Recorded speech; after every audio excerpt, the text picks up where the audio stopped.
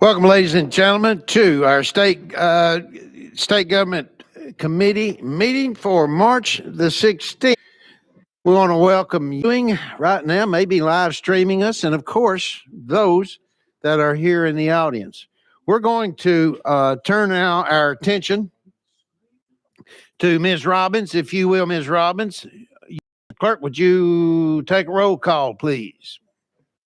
Representatives Alexander, Beck, Bricken, Carr, Carringer, Chism, Cooper, Halford, Helton, Holsclaw, Holsey, Jernigan, Johnson, Littleton, Marsh, Moon, Powell, Windle, Vice Chairman Eldridge, Chairman Kiesling. Yes. Mr. Chairman, you have a quorum. Wonderful. Thank you. Thank you, Ms. Robbins. All right. We certainly want to recognize any of the members here that possibly have any personal orders, announcements, or personal orders. Anyone? Yes, we do. Yes, Chairman Eldridge, you're recognized. I'd like to say that we need to take a moment here and say happy birthday to Chairman Kiesling. Today is his birthday. Oh, well. Thank you. What a wonderful surprise. Thank you very much. You all are so kind. I mean that. Seriously, look at me. I mean that. Thank you. We want to before we go any farther, let's remember our fellow member here, Dale Carr. I think most of you are all aware of Dale's situation. So Dale, if you're viewing in today, well, we wish you were here, but we're looking forward to your return then next week.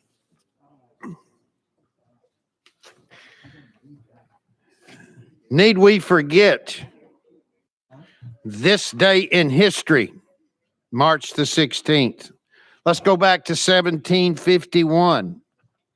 Today is the birthday of our fourth president, Mr. James Madison. Madison worked with Alexander Hamilton and John Jay to write the Federalist Papers, anonymously published letters which grew public support for the Constitution as well as the 10 amendments that of course later led to become the Bill of Rights. It was in 1971 on this day that Simon and Garfunkel's Bridge Over Troubled Water. Remember that one? Chairman Faison, of course you do. It became the first song and album to win the Triple Crown of the Grammys, earning 1 Song of the Year, 2 Record of the Year, and 3 finally Album of the Year. And in conclusion, let's go back to 1974. Where's Brother Beck? There's Brother Beck. You being our host legislator, Bill, it was this day in history when the first performance occurred at the Grand Ole Opry House at Opryland. What about that? Yeah, that was, of course, prior to that, the Opry was there downtown here at the Ryman Auditorium from 1943 to 1974. So that is this day in history. That was good. All right, a little housekeeping. We're going to, members, to your calendars. Here are the ones. We got several that have been rolled or taken off notice. So please note. We begin with item number 6. That's House Bill 809. FYI, it's been rolled 1 week. Moving on down to item number 9, 1347. It also has been rolled 1 week. Item 12, HB 1182, off notice. 19. Item 19, House Bill 1514, rolled 1 week. Item 22, that's House Bill 348 rolled 1 week. And finally, item number 25, House Bill 1082. It as well has been rolled 1 week. I'm sorry, excuse me. I've got 25. It's 20. The bill number's right, but the item number. The bill, I have been told, the bill number is correct, 1082. I'm sorry, but the item number is 25. My apology. Gotcha. Okay.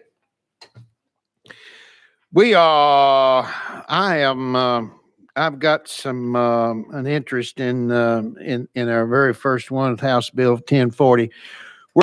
If there's no objections, I am going to gavel us out of session and hand the gavel over to our Vice Chair, Chairman Eldridge. And with that, We're back in session.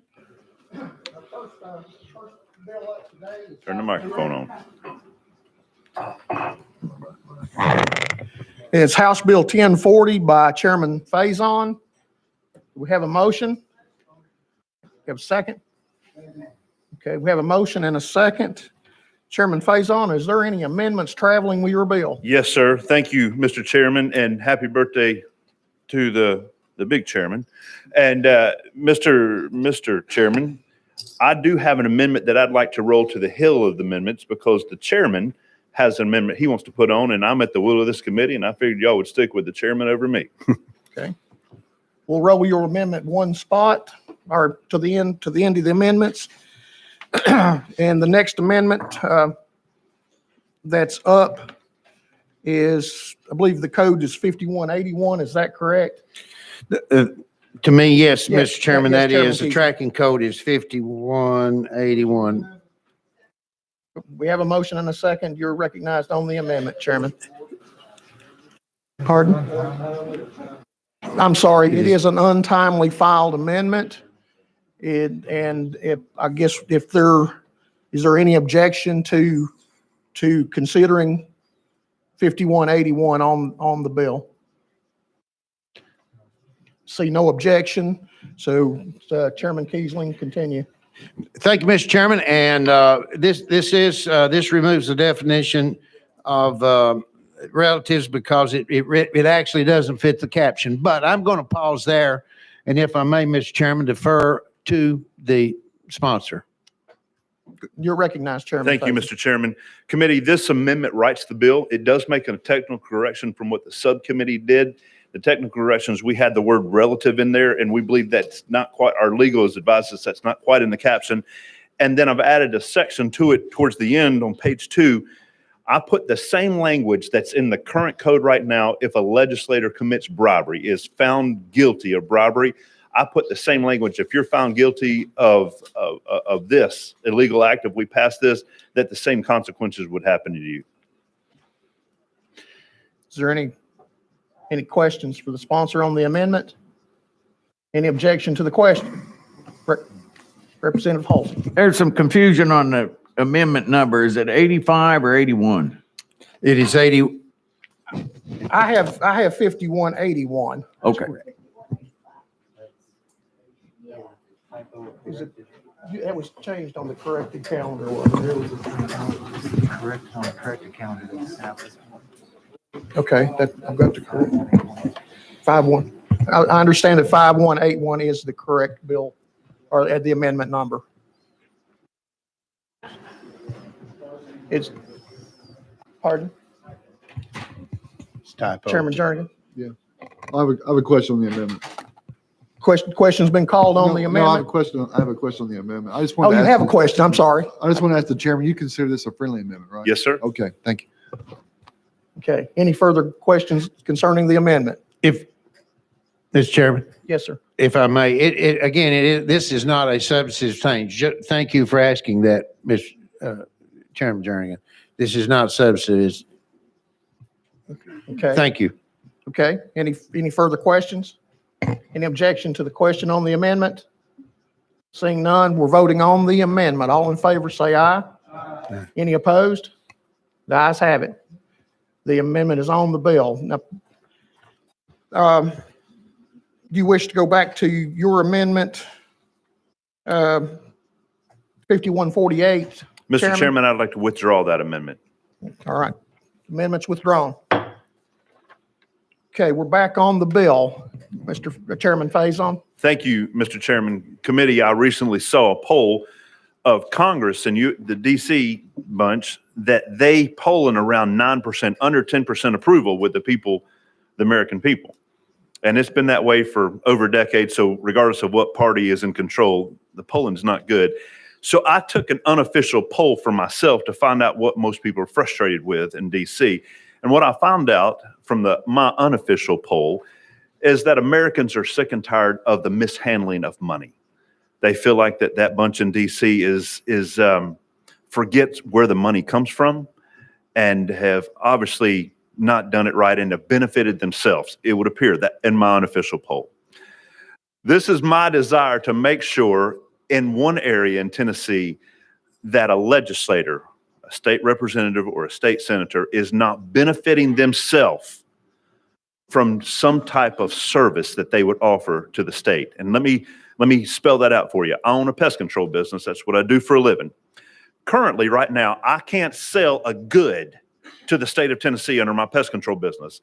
If this Cordell hole end up getting a rat infestation, I could not come and offer to y'all, the Cordell hole, to the state to sell mouse traps and bait stations and the way I do that. But I could offer them my service and actually come and put the bait stations out and the rat traps out and bill y'all for that. So what I'm saying is, if I can't sell them a good and benefit myself in my position as a state legislator, I'll not be able to sell them a service either. And that's what this bill does. Furthermore, it adds, if I found out that I've done that or lied about it and I benefited from it, then there's a penalty for that, and you will not be able to run again. Okay. All right. With that explanation, is there any questions for the sponsor? Speaker Johnson. Thank you, Mr. Chairman. Chairman Faison, you spoke about your unofficial poll. Was that a POLL or a POLE?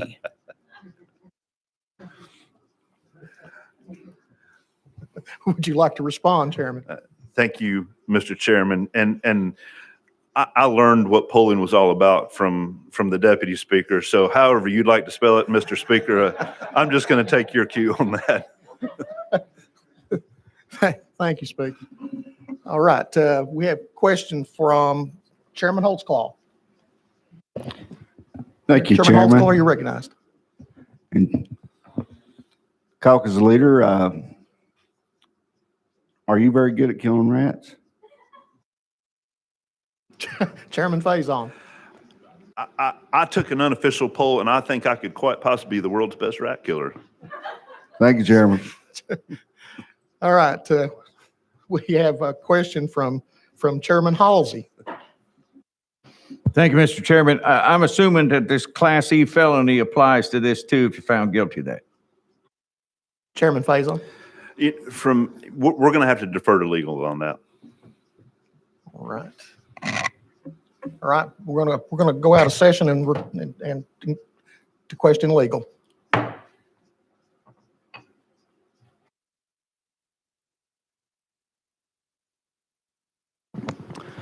Thank you, Mr. Chairman. Josh Houston from Legal Services. Yes, this would be adding to the prohibition against selling goods, and so it also would be a Class E felony.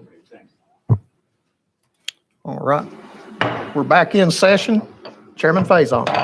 I renew my motion. Chairman Faison has renewed his motion. Is there any other questions? Representative Beck. Thank you, Vice Chair. How would this affect, sponsor, how would this affect people who work for a business that does business with the state? This is only for a direct, so if you work for a company that does business with the state and you vote on a bill that, say example, Core Civic and you vote on a bill that puts more people in prison and thus raises their revenues, is there a conflict for that under your bill? Chairman Faison. Thank you, Representative Beck. From my understanding, we can defer to legal. This is only if you're offering a service. And I think there's a difference in what you're talking about, an industry that's doing something that you happen to have some relation to the corporation such as CoreCivic. But from my understanding, this is if you personally offer a service to the state, but we can certainly defer to legal if I'm wrong on that. Representative Beck, would you like to refer to legal? Yes, please. We're out of session. Thank you, Mr. Chairman. Josh Hughes from Legal Services. So the way the bill reads, it is if it's an offense for any member of the General Assembly or any entity in which a member of the General Assembly has a controlling interest. So it would not be if you just work for CoreCivic, you'd have to have a controlling interest. So 50% plus one interest in CoreCivic. Very good. Thank you, legal. Thank you, sponsor. We are back in session. Chairman Faison, you renewed your motion. Is there any other discussion? Any objection to the question? At this time, we're voting on House Bill 1040 as amended. All in favor, say aye. Aye. Any opposed? Your bill moves on to calendar and rules, Chairman. At this time, we're going to go out of session for just a few minutes to hand the gavel back off to Chairman Kiesling.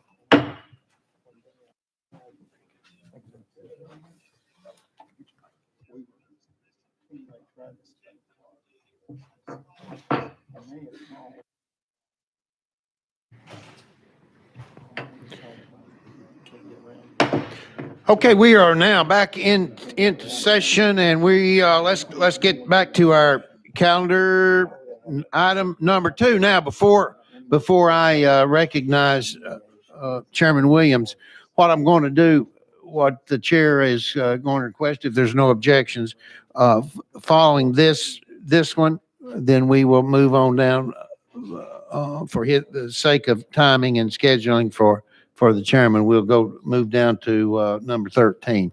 But with that, Chairman Williams, you are recognized on House Bill 161, sir. Thank you, Chairman and members. House Bill 161, this committee has heard once before last year. Our Senate colleagues refused to work as hard as we did last year. But this bill would allow for, there was an oversight 21 years ago when Cookeville Regional Medical Center was formed, creating a private act hospital. At that time, all the hospital employees were actually employees of the city of Cookeville. Because of that inadvertent lack of transfer, what this bill would allow all the assets and liabilities from the city of Cookeville and their pension system to be housed in their appropriate location is with those employees at Cookeville Regional Medical Center. This bill has been a work between the secretaries or the constitutional officer, treasurer, and TCRS staff. With that, I'm happy to answer any questions you might have. All right. Well, sponsor, we've got a motion and a second. You have heard an explanation, members of the bill. Any questions to the sponsor? Any objections? Okay, I've got a question. So any objections to the calling of the question? And I see none. We're ready to vote on House Bill 161. Those in favor, please say aye.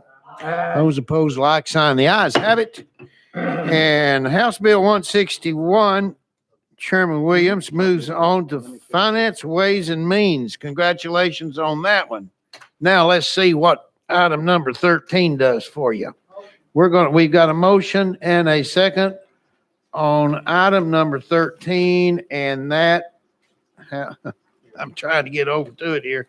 All right, it is House Bill 368. I see no amendments. Did I say we got a motion? Second. Chairman Williams, you're recognized. Thank you, Chairman and members. This House Bill 368 was brought to me by my local school board attorney. There was a concern. I think it'd probably be better to read you his letter to me in my office. A juvenile at a school in our system was involved in a situation with another student that was captured on video.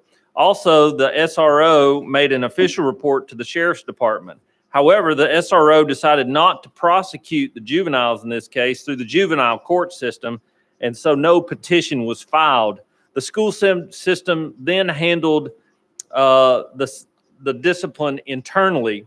However, the guardian of one of those students filed an Open Records Act request with the Putnam County School Board of Education and with the Putnam County Sheriff's Department seeking copies of the video and a copy of the Sheriff's Department's report.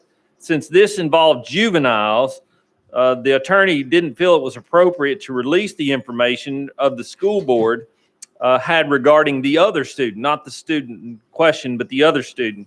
FERPA has some limitations, but did not specifically preclude this. The purpose of this bill is to require that the only people allowed to have these in an open records request would be the juvenile's parents in this case, either parent. With that, I'm happy to answer any questions you might have, knowing that I'm well outside my construction expertise. I think you've done a splendid job, Chairman Williams. But before I entertain any questions to the bill sponsor, there is a request, and we will if there's no objections, we will go out of the session. Ms. Fisher, I think you have made that request. Please be making your way on up. You know you've been here many times. You know the routine to identify yourself. At this time, we're going to go out of session, and Ms. Fisher, please proceed. Thank you, Chairman. I'm Deborah Fisher, and I'm the Executive Director of Tennessee Coalition for Open Government, and we track legislation and public records and open meetings laws. And this bill, I'm concerned that this bill duplicates and perhaps conflicts with what is already in the code. The closed records of a minor student that were created by a school resource or other law enforcement officer and that are maintained by a law enforcement agency. But in Title 154, juvenile records of law enforcement are already closed and confidential. And in that part of the code, in the juvenile part of the code, it also makes some exceptions for when those are not confidential. And probably the biggest exception is when the juvenile is transferred to adult court. But it has some other things about an exception for the officers of public institutions or agencies to whom the child is committed, like a school or other state agency. So I think that the language in this particular exemption puts it in conflict with that. I don't think that record was released in Putnam County to the other parent in this situation. So I'm concerned it would close records that would be exempt under the other part of the juvenile code, if that makes sense, when something is transferred to adult court. I do want to make clear that there's already an exemption in the public records law for victims, for juvenile victims. That was passed a couple of years ago. So any photo or video depiction of a juvenile victim is already confidential under the law. FERPA does have some protections. So we're not so much concerned with closing. Of course, also we want the confidentiality of a law enforcement record regarding juveniles, but don't want to have it conflict with this other part of the code. Thank you. Well, thank you. All right, you have heard. Just remain seated for just a moment. Any questions to Ms. Fisher? Yes, we do. Speaker Marsh, you're recognized. Thank you, Mr. Chairman. If this is already in there, in your opinion, what would it hurt if we passed this bill? Well, I think. Ms. Fisher? Thank you. Well, I think what it does is it creates, in the new bill, which would be in the Public Records Act, it doesn't have those exceptions that have been long in the juvenile part of the code. So, for example, if a juvenile is transferred to adult court, and it was an incident that took place on school property, and these were records of law enforcement officers or maintained by law enforcement officers, under Title 37, if they're transferred to adult court, those records would be open, but under this bill, they would be closed. Speaker Marsh. Okay, any further questions to Ms. Fisher? I see none. Thank you. Thank you. Ms. Fisher. Whoops, I'm sorry. Excuse yes, me. ma'am. I'm sorry, stay put. Okay. Representative Cooper, you're recognized. You may proceed. Thank you, Mr. Chair. Did I hear you say that the parents still wouldn't be, I had that on. Okay. That the parents wouldn't be notified if law enforcement inquired about information Ms. Fisher. about the child or the juvenile, and the parents still wouldn't be notified? Is that clear? Is that I clear? don't think I said that, and I'm not sure about how that works, to be honest. That's not the notification of a child that's been arrested, or not, it wouldn't be arrested, but has been. In other words, if the law enforcement comes to the school Yes. and ask for the child, and then they need records of that child, then you're saying that, and you're saying that they should give it to law enforcement. In other words, the parent should not be notified before it's released, any records are released. Ms. Fisher. No, I don't think, no, I'm not saying that. And I'm not sure that that's where the conflict is that I was thinking about between whether it's a proposed legislation and what's already in statute.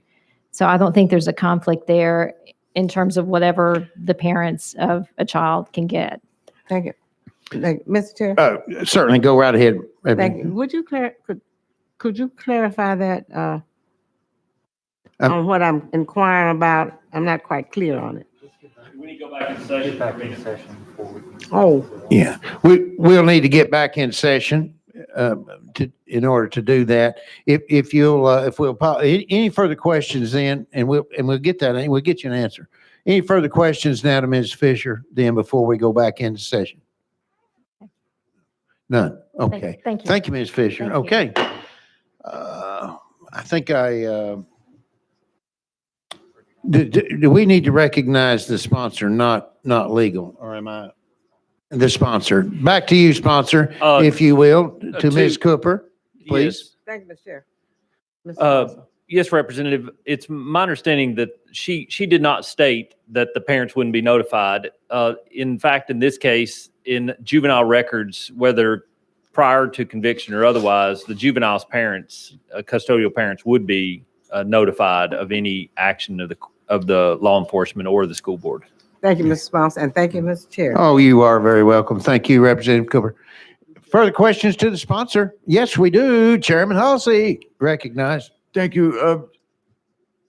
Sponsor, how do you put those in juxtaposition? If under existing state law, a juvenile gets tried as an adult, then that's open records. Does your bill trump that? Chairman? So it's my understanding the reason why the legal counsel asked to carry this is Ms. Fisher was correct when she said about conviction records. The difference in this situation is that there is no conviction, that it was handled internally, and that the juvenile records then are still open to an open records request with the school, and it was mute on whether or not they were open or not. This is just to clarify that in the instance where there wasn't an actual prosecution or conviction, and the school board had those. This just limits that these records are sealed with the school board. It wasn't the intent of the sponsor or by legal counsel of the school board to anyways close the records of a conviction case, because as she stated in chapter 37, it's already dealing with that. This has to do with the actual open records of those where there is no prosecution, no conviction, because these juveniles have not been convicted of anything. They dealt with it internally. Okay, Chairman Halsey, further questions? Okay. 2, Chairman Moon, you're recognized. Thank you, Mr. Chairman. Ms. Sponsor, they're closed unless the parent consents or the guardian consents. Is that correct? So, Chairman Williams. They are if this bill passes, they would be closed, but the only people entitled to those records are the juvenile's parents. All right, thank you. Chairman, further? Okay. Thank you, Mr. Chairman. You betcha. All right. Anyone else? Yes, we do. Representative Cooper, you're recognized again.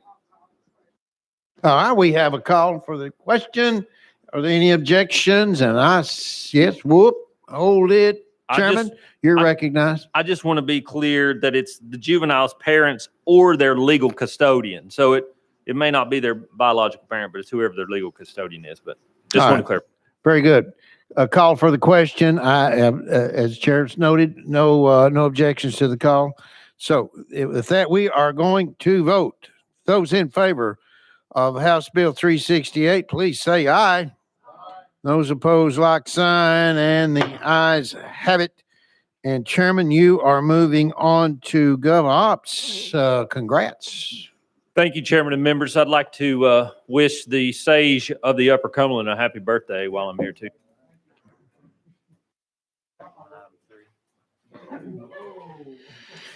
Okay, thank you. And on to our calendar. Let's back up to item number 3. That is House Bill 613. Representative HAKEEM, you are up, sir, and you have already received a motion and a second. What about that? You're recognized. Would you please explain your bill, sir? Thank you, Mr. Chairman and members. What this bill does is requires the Commissioner of Department of Corrections to conduct a study of programs related to recidivism and trying to address job training for in fundamental life skills for job placement as inmates go out of the institution. And my understanding from Corrections Commissioner Parker and the staff is that most of this information they already have. And but they will be able to put this together so that we'll have a guideline, a guidepost to move forward in trying to assist these inmates, because the effort is for recidivism to become non-existent, hopefully in one day. You've heard a explanation of the bill. We at this time are going to recognize Chairlady Littleton. Chairlady, you're recognized. Thank you, Mr. Chairman. Representative HAKEEM, this is a real wide caption bill. If there are amendments that go on to on the floor, would you be willing to bring it back to this committee? Get back with the committee? If amendments go on this bill on the floor, since it is such a wide, broad caption bill, would you be willing to bring it back to this committee? Representative King? If it's deemed as appropriate, yes, ma'am. I don't have a problem. Thank you. Thank you, Mr. Chairman. Thank you, Chairlady Littleton. And next we are going to recognize Speaker Marsh. Speaker Marsh, you're recognized. Thank you, Mr. Chairman. And Representative HAKEEM, did you say you have talked to the commissioner of the department about this bill? Representative King, you're I recognized. apologize, Mr. Chairman. I have talked with members of his staff, and they were in subcommittee. And so my understanding, they don't have a problem with this. As I said, most of the information they have already. And so it's just a matter of getting it all together, collating it, and giving us a recommendation on what needs to be done to address the recidivism problem. So they do. Go ahead, Speaker Marsh. They do have most of this information already, and you want it put together in a way that you and other folks can read. Who will participate in looking at this information that will make it better for the state? Representative? Okay. I would suppose, well, it'll be the legislature, but as to how a committee is formed, I think that would probably be up to the leaders as to how that would be addressed. Okay, thank you. Speaker. Okay. All right. Okay. Thank you very much. Okay. Yeah. Chairman, we have further. Chairman BRICKEN, you're recognized. Again, thank you for the bill. Will this study include local incarceration in county jails or just state inmates? Representative HAKEEM, you may. Okay. The intent was in our state institutions. If we wanted to be broader than that, I don't know if the commissioner would have that information. We'd have to, get with the counties and the cities and so forth. Chairman Bricken. I am sure, since the state really controls most county jails far more than most county jailers and sheriffs like, I'm sure they have access to that information. But recidivism is certainly a problem in county jails and needs to be as studied if it's on no more than on the state level. So I certainly would encourage any study to cover all our incarcerated citizens. Any comment, follow up? I think that might fall in accord with Chairperson Littleton's comment about, amendments. So we're open to that. Yes, sir. Further questions, Chairman Bricken? Chairman Moon, you're recognized. Thank you, Mr. Chairman. To the sponsor and to the previous speaker, there's a significant number of TDOC inmates that are in county jails Yes, at sir. this time. So thank you, Mr. Chairman. All right. Any further question? Any further questions then to the sponsor? Do I have a call for the question? I do. I see no objections to the call of the question. We're ready to vote, members. Those in favor of House Bill, or before we do, any closing remarks to you, sponsor? I appreciate You the ready? opportunity. I'm ready, sir. Okay, let's go. Those in favor, please say aye. Those opposed, like sign. The ayes have it. And House Bill 613 is now moving on to calendar and rules. Congratulations, sir. Thank you, Mr. Chairman and members.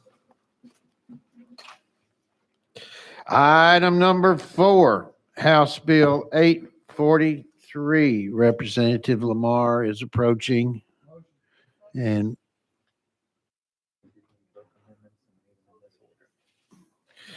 Representative Lamar, as you approach the podium, we have, I think, two. We have two amendments that's up. So I need a motion and a second thing on the bill. Did I get one? Okay, we got a motion and a second on the bill. So next we are moving on to amendment number 1. Do I have we're going to ask you, Representative Lamar, just make sure of the tracking code. Would you give us your tracking code on amendment number 1? Is it 004109? Bingo. That is correct. It is 4109. I have a motion and a second on the amendment. Any discussion to the sponsor on this amendment? I see none. So, yeah, well, we do. Chairman Huxley, you have a question on, again, Amendment 1, tracking code 4109, sir. I'm sorry, I don't have a copy of it. I just wanted to know what it said. Oh. It's the Corrections Subcommittee amendment, Chairman.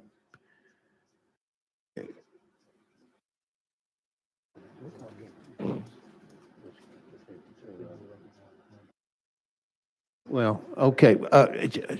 Sponsor, would you want to address your amendment number 1, please? Thank you, Mr. Chairman. This amendment was placed on the bill in subcommittee. What it does is, instead of just the word mammogram, it adds and other screening so that it allows you to use whatever technology that you need in order to do the mammograms or health screening. So it was a word change, and we placed this amendment on it in subcommittee, and it passed out. Very good. Questions to the, now that you've heard an explanation of the amendment, any questions to the sponsor regarding Amendment 1? Yes, we do. We have a question on the amendment, and I see no objections to the calling of the question. Those in favor, please say aye. Those opposed, like sign. The ayes have it. So we have now placed Amendment 1 on the bill. Let's move on to Amendment 2. Sponsor, please give us tracking code, please. Okay, I'm sorry. Oops. I'm going to back up, sponsor. This is an amendment by Chairman Halsey. So with that, we're going to recognize you, Chairman Halsey. Thank you, Mr. Give us that tracking code, sir. 4237. That is correct, sir. You may proceed. This amendment exempts out city jails and county jails. Exempts out city and county. We need a motion and a second. Do we? We do have that, a motion and a second. Now, any questions to the sponsor of the amendment? Any questions? Here a call for the question. We do. We have that, and I see no objections there. Therefore, let us vote on amendment number 2, tracking code 4237. Those in favor, please say aye. Those opposed, like sign. The ayes have it. And now we are back on the bill as amended, House Bill 843. We are turning now to you. Oops. Sponsor, but first let us please recognize Speaker Marsh. Speaker Marsh. Thank you, Mr. Chairman. And Representative Lamar, my question is, do the Department of Corrections, are they already offering mammograms at all, or not every 2 years, but what are they doing currently? Sponsor. Thank you so much. Yes, they do offer screenings to women right now in practice. What this does is it sets a minimum standard. So the language allow for medical technology to grow as breast cancer screenings and technology evolve. And so it's just setting a minimum standard. The state does an amazing job of doing this in practice. And what we're doing is just codified and talk with corrections. They're okay with it. And it just passed the Senate last night unanimously on the floor. Speaker Marsh, further questions? None? Okay. Any further questions now from members? All right, we got a motion here. We've already got a motion here and a second. Do I hear a call for the question? I do. I hear. Let us vote. Those in favor, again, of House Bill 843 as amended, please say aye. Aye. Those opposed, like sign. The ayes have it. And Representative LAMAR, you are moving on to calendar and rules. Thank you so much, committee. And by the way, both of these are going to be rolled into one. I understand it. Okay. Got it. Okay. Let's move on to item number 5. Item number 5 is by our chairman, Chairman Jernigan. House Bill 339. Chairman, I see an amendment here. We need a motion, and we do have one. We've got a motion and a second on House Bill 339. Just to clarify that. Chairman, we need, you've got an amendment here. Give us your tracking code, please, for the record. I have 3763. 37, that's correct. 3763. Do I hear a motion and a second on the amendment? I do. Got a motion and a second on the amendment. To you, Chairman, we're going to allow you to explain your amendment, sir. Great. This is an amendment that was offered by the ABC and what it does, it clarifies that the Wild Horse Saloon, which holds a restaurant license, that they'll pay a higher limited service restaurant fee during any year. It's more technical than that. When gross revenue from the previous years derived from food sales is 50% less than the gross revenue. Anyway, they're going to be paying a higher service fee. That's what it is. So I would like to add that amendment to the bill. Comes down to the service fee, doesn't it? Okay. You've heard an explanation of the amendment. Here, any further questions then to the sponsor? All right. We got a question, and I see no objections to the question. Let us vote. Those in favor of amendment number 1, tracking code 3763, please say aye. Those opposed, like sign. The ayes have it. That amendment is now on the bill. Back to you. Any further comments, sponsor? Sponsor, Chairman Jernigan. I'm happy to explain the bill as amended. if you like. You're happy, if you would, please. Yes, sir. So, Proceed. members, Robin Hospitality and Wild Horse Saloon and the General Jackson Showboat and the Gaylord Springs Links, which Representative Beck and I represent, is under a management agreement with these properties with the Marriott International Corporation. And so this bill does three things.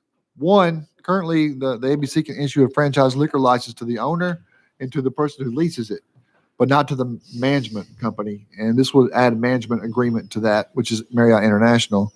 Two is what we just mentioned, which would have the Wild Horse Saloon pay a higher limited restaurant fee.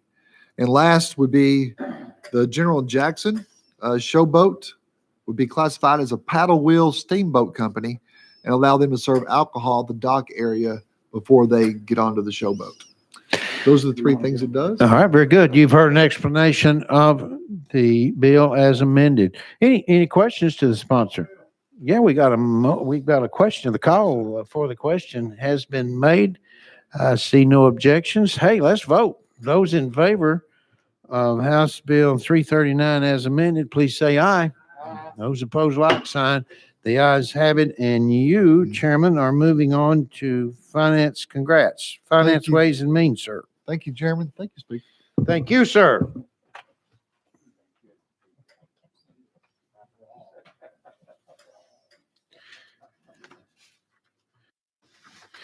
Okay, item number 7. Our dear friend, Chairman Windle. You, sir, let's see. Do we have an amendment? No, there's no amendments.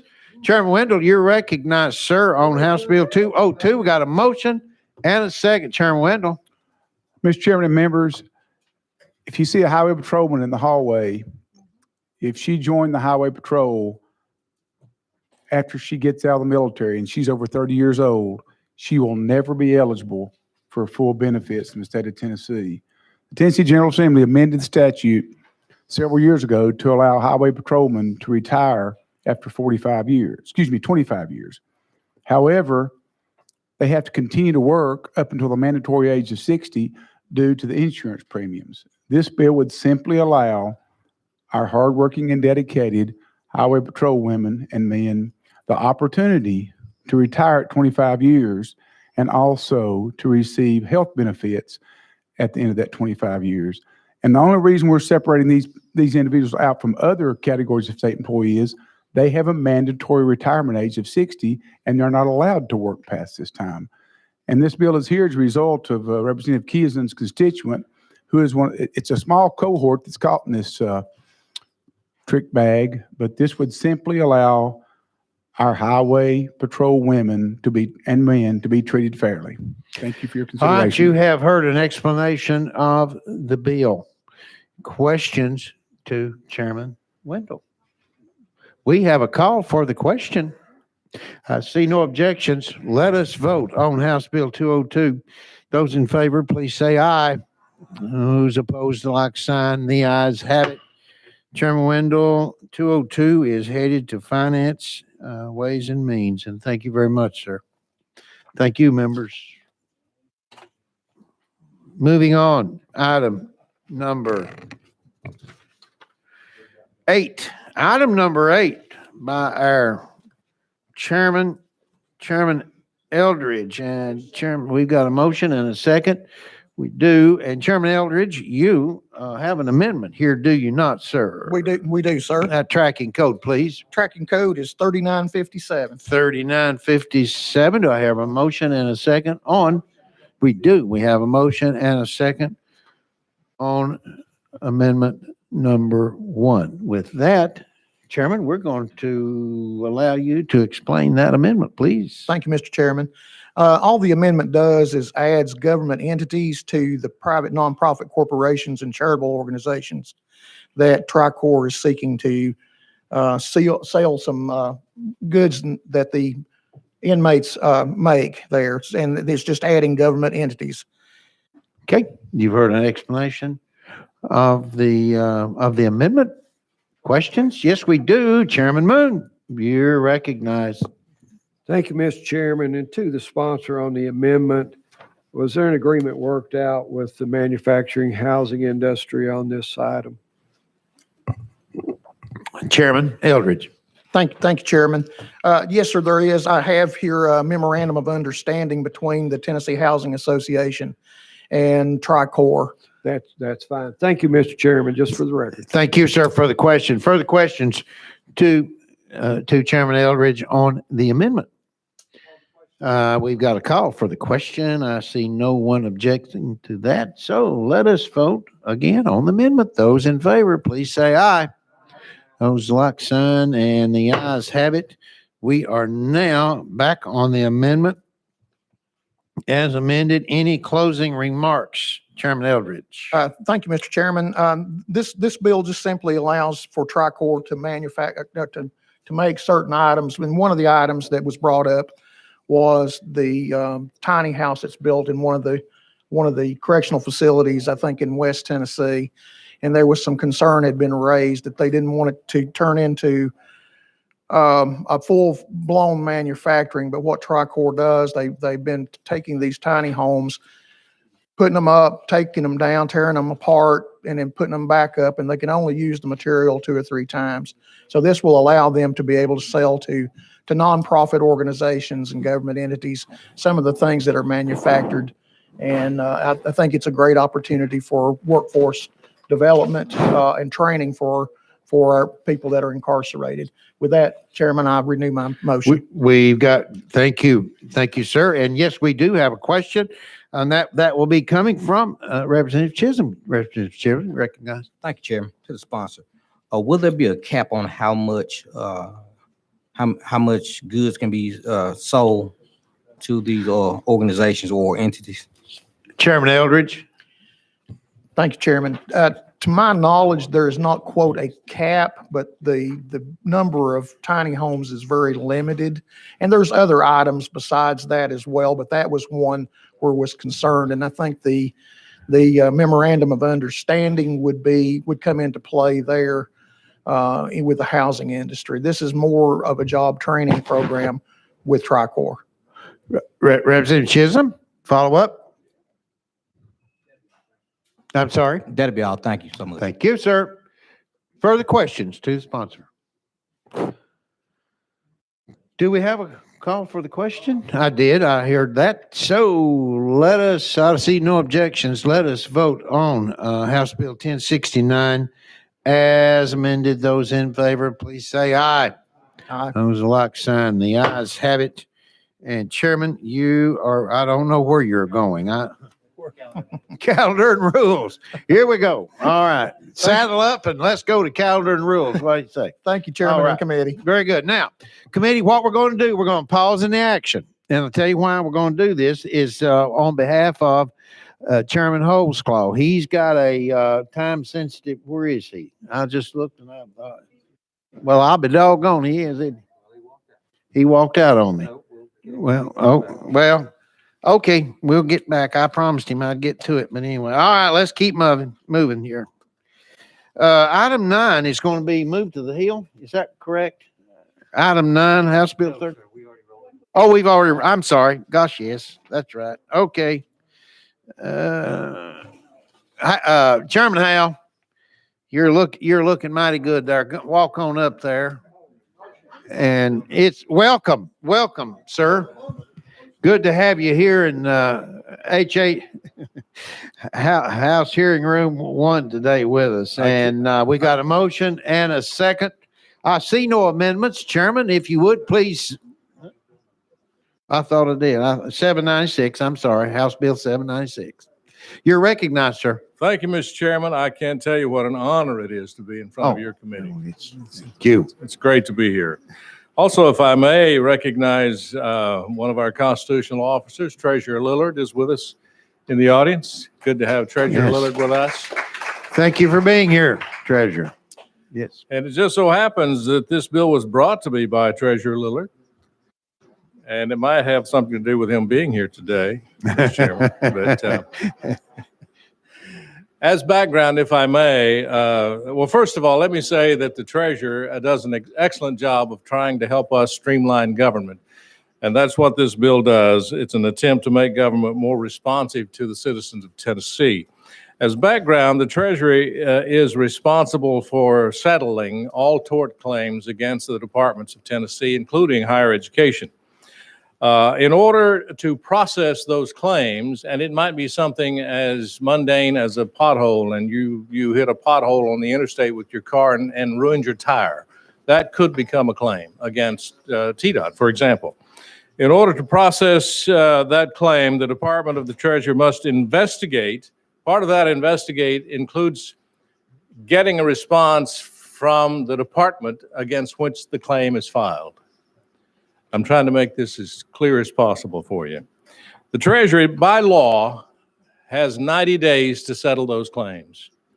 If the department against which the claim is filed does not respond until, let's say, the 80th or 85th day, that does not give the Treasury Department time to settle that claim within 90 days. So what this bill simply does is give the Treasury Department the authority to create a program that will monetarily incentivize the departments of Tennessee to respond to claim inquiries in a very timely manner. This does not create the program. It gives them the authority to create a program, and that's what the bill does, Mr. Chairman. Thank you.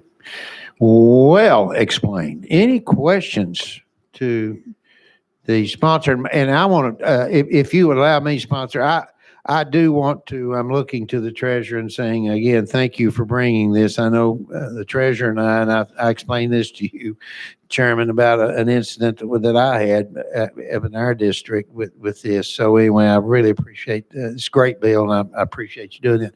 Any questions to Chairman Howell? We got a question on the bill, and I see no objections. Let us vote now on House Bill 796. Those in favor, please say aye. Those like sign, the noes and the ayes have it. And thank you, Chairman Howell. You are proceeding on to calendar and rules with the passage of House Bill 796. Thank you. Mr. Chairman and committee. Thank you, sir. Chairman Holtzclaw, are we, if I may, members, I want to turn my attention quickly here to Chairman Holtzclaw. Are we still, do you need to, do we need to address your bill because of time sensitive? You need to get back over there? Please, sir. Okay, certainly. Let's please go to your calendars and let's run up the ladder to House Bill 25. No. I'm sorry, item 25. That's House Bill 820, administration bill. Got a motion and a second. Chairman Holtzclaw, you're recognized, sir. Proceed. Thank you, Chairman. Basically, this is an administration bill brought to me by the Secretary of State. And this bill does a couple of things. It streamlines two departments into one, making them more efficient. And we're also reducing the charitable fees for various charitable functions. That's what this bill does. Thank you, Chairman. Very good. You heard an explanation of the bill. Any questions on House Bill 820 to the sponsor?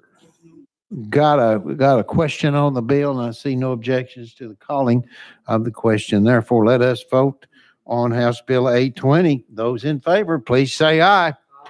All those opposed, like sign. The ayes have it. And Chairman Holtzclaw, you're going on to Finance, Ways and Means with this one, sir. Thank you, Chairman. Committee members. Congratulations. All right, we are now at item number 11. That is House Bill 1010. And Chairman Hicks, listen there. You've already gotten a motion and a second, sir. No amendments. Would you please proceed with the description of this one, sir? Thank you, Mr. Chairman. Mr. Chairman, House Bill 1010 provides the following. The state treasurer would be authorized to establish a captive insurance company for the purpose of insuring the state's potential losses, exposures, and risk. The captive insurance company would be a separate legal entity administratively attached to the Department of Treasury. The captive insurance company would be subject to the same oversight and regulation by the Department of Commerce and Insurance as a private captive insurance company. The state treasurer shall administer the day-to-day operations of the captive, including but not limited to contracting with private vendors and professionals upon a delegation from the Board of Claims. And any funds received by the captive insurance company would be invested and reinvested in the name of the company by the state treasurer in accordance with the investment policy established for the captive and in compliance with the laws and regulations governing private captive insurance companies. I stand to answer any questions. Sure, very good. All right, you have heard an explanation of the bill. Any questions to the sponsor? We've got a question called, and I see no objections, Chairman Hicks. So, members, let us vote on House Bill 1010. Those in favor, please say aye. Those opposed, like sign. The ayes have it. And Chairman Hicks, you, sir, are headed on to Gov Ops, sir. Congratulations. Thank you, Chairman and Committee. Thank you. Item number, 14? Is that correct? Yes, item number 14, and that is House Bill 674. Representative Freeman is making his way right on up here. Do we have any amendments? Yeah, we do, but let's get our motion, let's get our bill done. We got a motion and a second on House Bill 674. Now we're turning to you, Bob, and give us the tracking code on amendment number 1, please. It's 4457. That is correct. That is tracking code 4457. Do I have a motion and a second on this amendment? We do. We've got a motion and a second. We will pause now, turn to you, Representative Freeman, for an explanation of the amendment. Thank you, Chairman. Thank you, Committee. This bill creates a new type of liquor by the drink license called a food hall for the Assembly Hall at 5th and Broad in downtown Nashville. Assembly Food Hall is more than 110,000 feet spread over multiple levels and features more than 20 vendors. The Assembly Food Hall will emphasize local food operators, including some Princess Hot Chicken and the pharmacy. We've consulted extensively with the ABC and believe that this legislation is the best way to resolve a number of legal issues that prevent the Assembly Food Hall from operating under a traditional restaurant license. This includes, number 1, food eateries can operate under the main license, simplifying inventory control, storage, delivery of inventory within the food hall. Number 2, adult beverages may be freely carried by customers throughout the multiple venues. And number 3, it creates a process for the ABC to approve and regulate individual eateries. When I presented this in subcommittee, there were a couple of questions. One of them is, can people leave the location? And that answer is no. The food hall is responsible for complying with all liquor laws, including preventing patrons from leaving with an adult beverage. And they plan on using security at peak levels. And with that, I stand ready to answer any questions. Well, thank you for thank you for highlighting that too. Those questions that came up previously. Representative Beck, is this in your district? Will this be located in your district? Yes, sir. It's in the beautiful 51st district. Certainly. Okay. Thank you. Questions to the sponsor as he's described it. Now, again, we're on the amendment. Got a call for the question on the amendment. Don't see any opposition, so let us vote on amendment number 1, tracking code 4457. Those in favor, please say aye. Those opposed, like sign. The ayes have it. And back to you, Representative Freeman. Any closing remarks other than saying, please vote yes?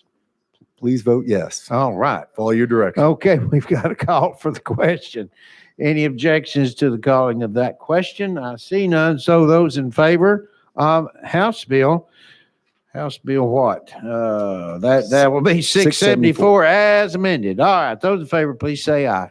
Those opposition, I see no no's to that. So House Bill 674 passes. And Representative Freeman, you're on to Chairman and Committee. Finance, Ways and Means, sir.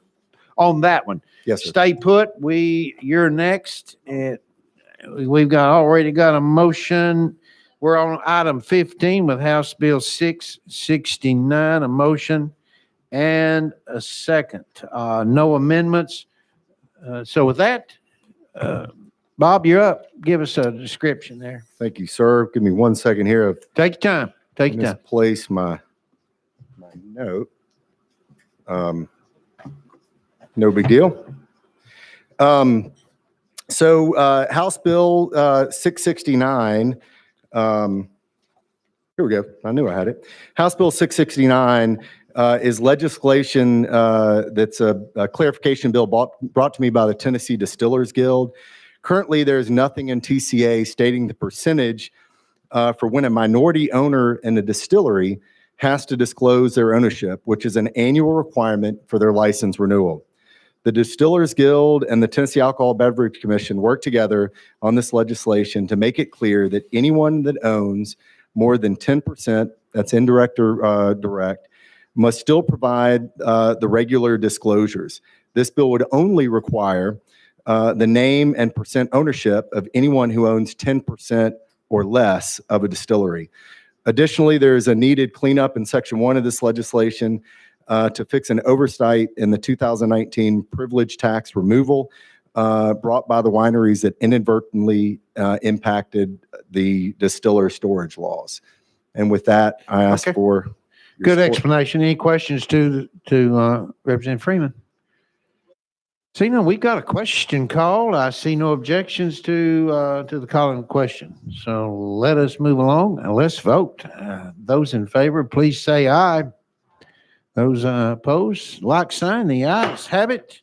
And Representative Freeman, House Bill 669 is moving on to calendar and rules, sir. Congratulations. Thank you, sir. Thank you. All right. The man. Item 16, HJR 98. We welcome you today to this committee. Representative Towns, it is a pleasure having you here within our hall. We appreciate you. You're up. And you, sir, are recognized again on House JR 98. Mr. Chairman and members, thank you. I wish you would, good adulation that you feel for me, you would pass it on to some of these other members like John Mark Windle to feel the same way about me sometime. I really would appreciate that.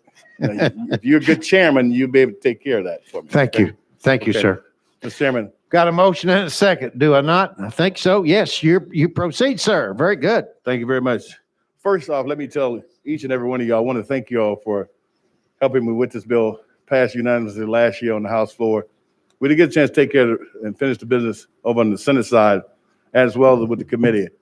And I'm sure everybody's read it, and you know exactly what it does. But I'll just briefly explain it. This simply seeks to do is to propose a constitutional amendment that deals with stating that in our state that there's no such thing as slavery under any condition. That's not emblematic of us. That's not what we're about. And this was simply just stated in the Constitution. And that's, in essence, is all it does. With that, Mr. Chairman, I will entertain any questions if Certainly. there to be Thank some. you. Thank you for that explanation. All right. Got a question called. I see no objections to the calling of the question. Therefore, let us vote. Those in favor, please say aye. Aye. Those opposed, like sign. The ayes have it. And Representative Towns, you are saddle up. You're headed to Finance, Ways and Means, sir. Congratulations. Mr. Chairman and members, thank you once again. Yes, sir. Thank you. Item number 17, members. Chairman Leatherwood is approaching the podium with House Bill 1114. How about a motion and a second let's get started here with a motion and a second. And Chairman Leatherwood, I see a couple of amendments here. Do I not? So Yes, sir. would you allow us to start with amendment number 1 and give us its tracking code, sir? That would be 4452. That is correct. Tracking code, members, tracking code 4452. Yes, we do have a motion. I heard a second. Chairman Leatherwood, proceed with this description of number 1. This is an amendment brought by institutions of higher education. They're already providing childcare services at many of their locations, and this amendment just makes sure we aren't changing anything that they're already doing. Okay. Pretty simple explanation. Questions, members, to the sponsor on the amendment? Got a question? Well, I do. Do I not? Yes. Chair Lady Littleton has called for the question, and I see no opposition. Therefore, let us vote on amendment number 1. Those in favor, please say aye. Those opposed, like sign. The ayes have it. We're going to put amendment number 1 onto the bill at this time, and now we're moving on to number 2, Chairman. We've got already a motion and a second on amendment number 2. Tracking code, Chairman Leatherwood, is 4655. Perfect. That is correct. You got a motion and a second. Would you please explain that amendment, sir? Yeah, this is an administration amendment, which just assures that this bill will be permissive, which was the original intent. Great. Questions to the sponsor on the amendment? Okay, got another question call. That's great. I see no objections. All right, those in favor of placing amendment number 2 onto the House bill, those in favor, please say aye. Those opposed, like sign. The ayes have it. We now have both amendments 1 and 2 on the bill. Sponsor, we're going to turn to you. Any closing statement, any remarks here now that you've got your bill amended with the amendments, both amendments on? This bill just authorizes state agencies to provide child care services for their employees. And again, the bill is permissive. Sure. Okay. Now, members, before we entertain any questions and final questions to the sponsor, we are going to we're going to be rolling these into one amendment. Okay. Perfect. Okay. Wonderful. Okay. We got a call for the question. I see no objections. Those in favor of House Bill 1114 as amended, please say aye. Those opposed, like sign. The ayes have it, and Chairman Leatherwood, you're moving on to Gov Ops. Congrats. All right. Thank you, Mr. Chairman and committee. Thank you. All right, we now welcome our dear friend, Representative Hodges, to the podium. We've got a motion and a second, and we have an amendment, do we not? Yes, sir. The amendment makes All the right, bill. now, if you forgive me, Representative Hodges, I failed to give the bill number for the record. It's House Bill 1085. My apology. We do, and please, would you proceed with the tracking code on Amendment 1, please? Yes, Mr. Chairman, 4061. That is correct. Thank you. Do I have a motion and a second? We do have a motion and a second on the amendment. To you, Representative Hodges, would you please give us an explanation of the amendment, please? Thank you, Mr. Chairman. So the amendment makes the bill, and what it does is it authorizes Clarksville to have open consumption district, kind of like we have in Memphis and a couple other cities here in Tennessee. Very good. Pretty simple explanation. Questions to the sponsor? Yes, we do. Chairman Moon, you're recognized. Thank you, Mr. Chairman, and to the sponsor, is all the mayors in agreement on this bill? Representative Hodges? Yes, sir. Thank you, Thank you, All Mr. right. Chairman. Certainly. Yes, Speaker Marsh, you're recognized. Representative Hodges, do you think it's going to help you to have Representative Johnson up there with you? Representative Hodges? I think I'm just appreciative that the speaker is allowing his intern to present a bill here today. And I'm just going to grab him coffee here in just a minute after we're done with this. Boy, that's a right-on answer, wasn't it, Speaker? Further questions to the sponsor and his speaker? Yeah. All right, we've got a question, didn't we? We got a call for the question, and I see no objections. Those in favor of House Bill 1085 as amended, this is on the amendment. I'm sorry. Forgive me. This is on the amendment. Those in favor of the amendment, please say aye.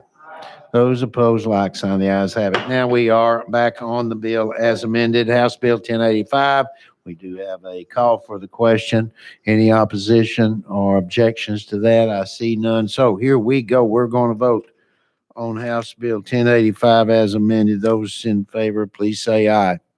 Those opposed, like sign. The ayes have it. And Representative Hodges, you're going on to, where are you going here? You are headed to where? Yeah, calendar and rules. Hey, congrats. Thank you, Mr. Thank Chairman. you, sir. Thank you, committee. Yes, sir. On to item number 20.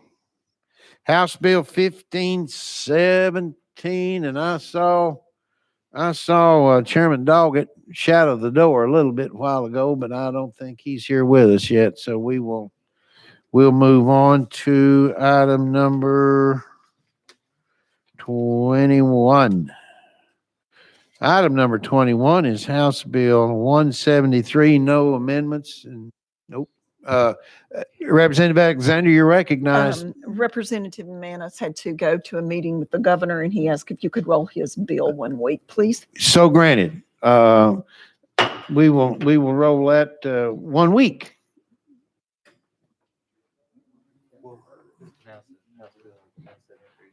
For the record, House Bill 173 has been rolled 1 week. Somebody keep an eye out for Chairman Doggett. Okay, let's move on to item number 23, correct? Well, 22's been rolled a week, hasn't it? Is that right? 23, House Bill 866. And Speaker Johnson, you are recognized here, sir. We've already got a motion and a second, and we have a couple, or you do. You have a couple of amendments, do you not, sir? I do, Mr. Chairman. And the first amendment, would you please give us its tracking code, sir? 4454. That is incorrect. No, I'm sorry. Well, okay, I've just been informed that we only need one amendment. So would you want to go then with 4454? I take it that you do, sir. Is that correct? Yes.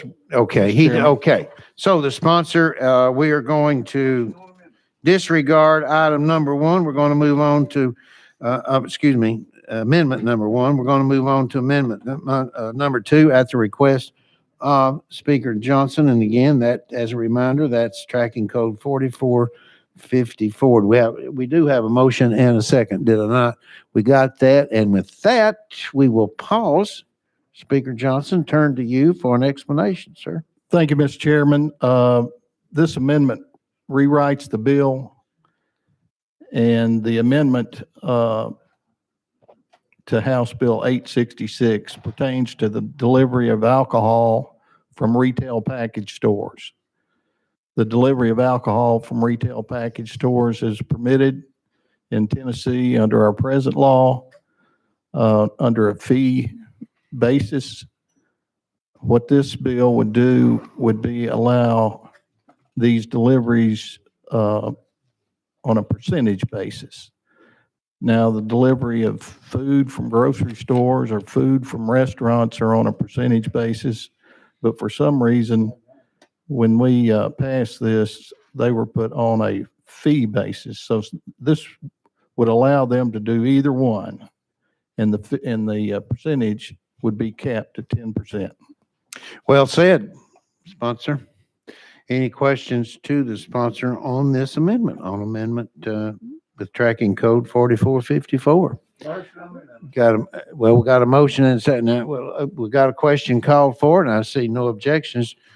So let us vote on amendment. I'll call it number 1.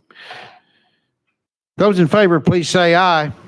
Those opposed, like sign. The ayes have it. We now have officially placed the amendment on the bill, and we turn back to you. Anything further, Speaker Johnson, to include or say here?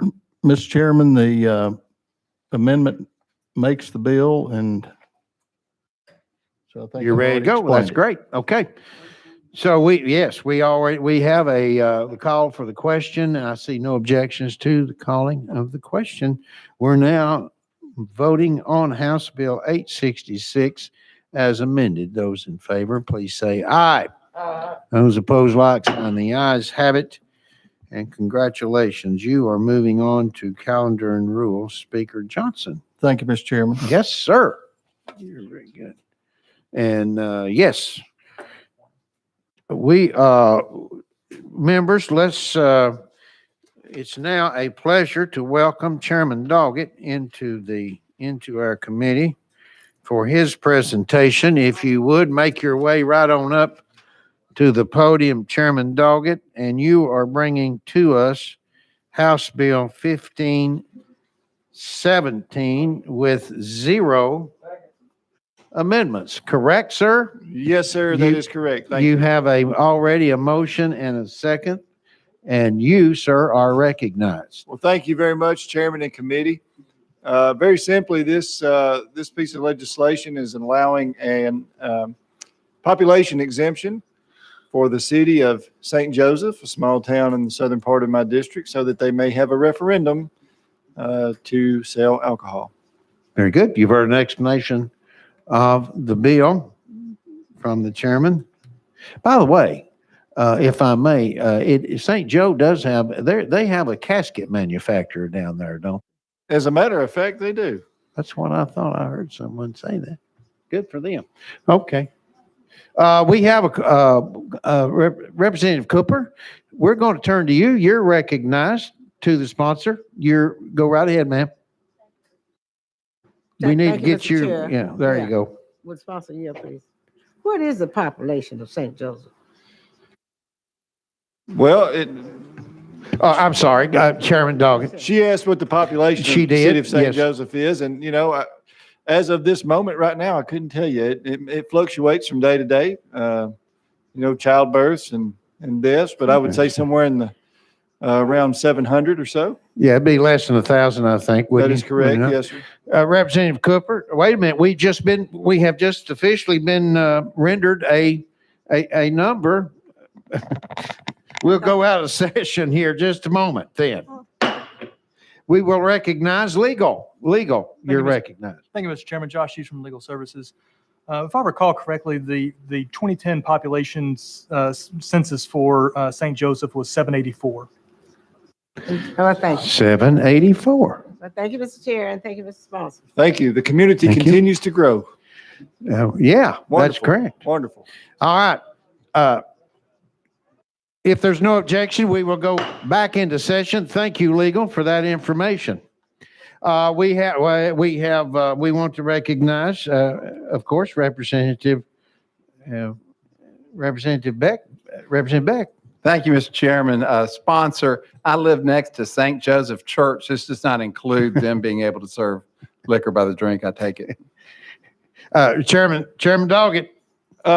No, sir, but I'm glad to have you as a constituent. That's St. Joseph, Tennessee there. So welcome to the community. Thank you, sir. Further questions, Representative Beck? No further questions. All right, other questions back to Chairman Doggett.